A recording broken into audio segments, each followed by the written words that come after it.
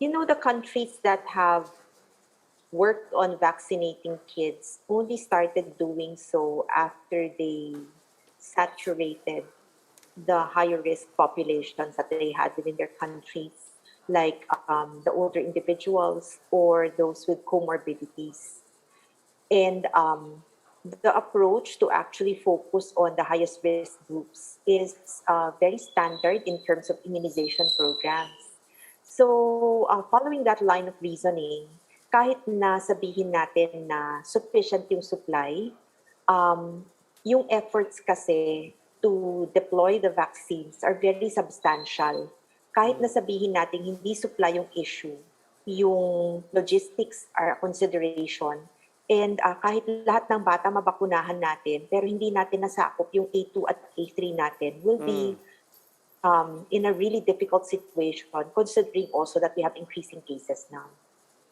Kung sakasakaling matuloy yung pediatric vaccination, would you recommend a particular process to protect them from infection during the halimbawa lining up for their shots, for example, or basta yung along the way, kasi nangyayari na yun.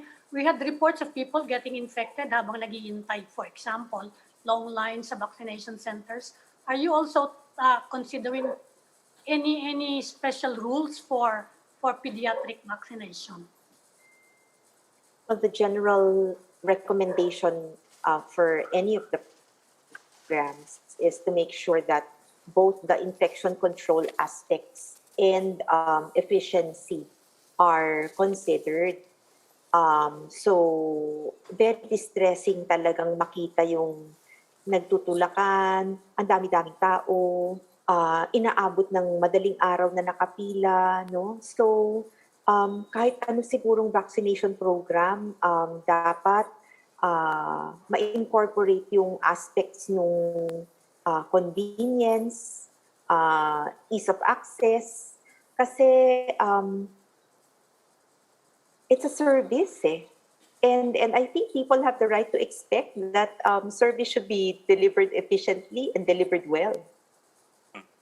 Doc, now that you mentioned it, now I imagine how difficult it must be to vaccinate children. Kasi Yes. now you're vaccinating adults, ang gulo-gulo na. If you vaccinate children, siyempre yung children, kailangan may kasama yung adult.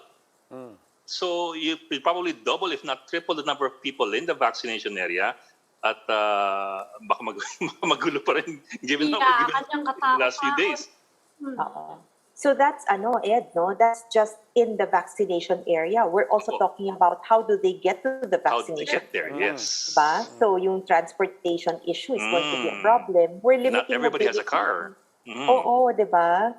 Saka siguro one thing we have to consider, the current EUA only applies for children 12 years old and up. So we're not talking about young kids here.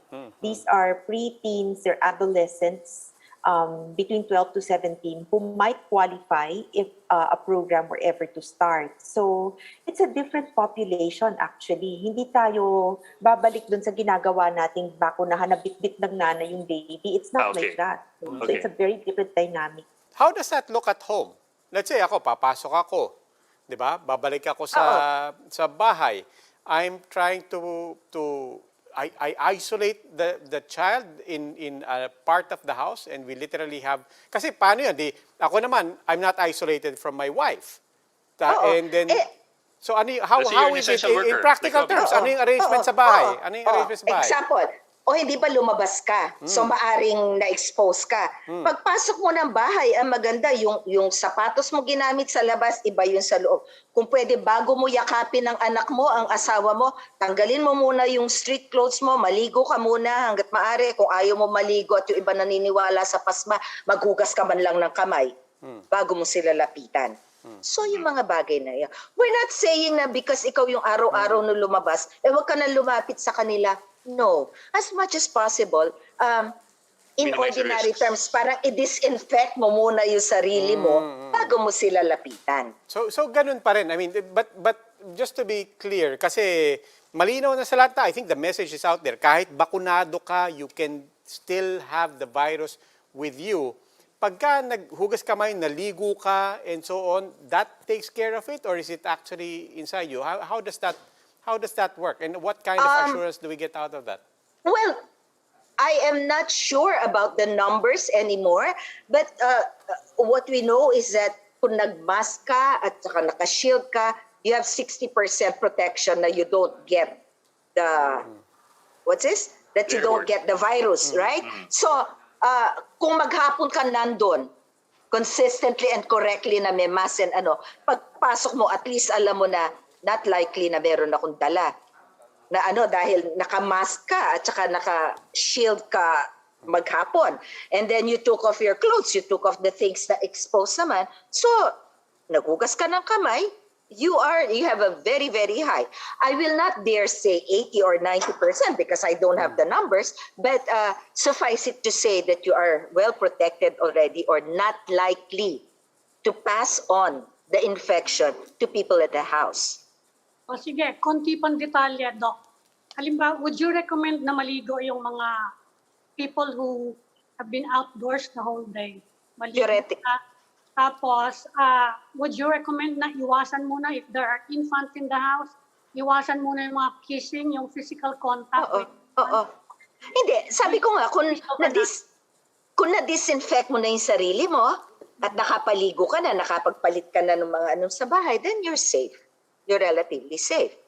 And in the first place, hindi ba, lalo na kung may infant, kissing hanggang sa paa lang, COVID or non-COVID, hindi dapat natin hinahalikan sa mukha, hindi ba?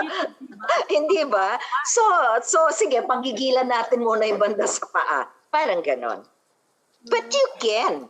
We're not saying just because you work every day, then until the next, 2-3 years, hindi mo pa sila pwedeng lapitan. Hindi naman. You just have to, all of us will just have to be very prudent about this.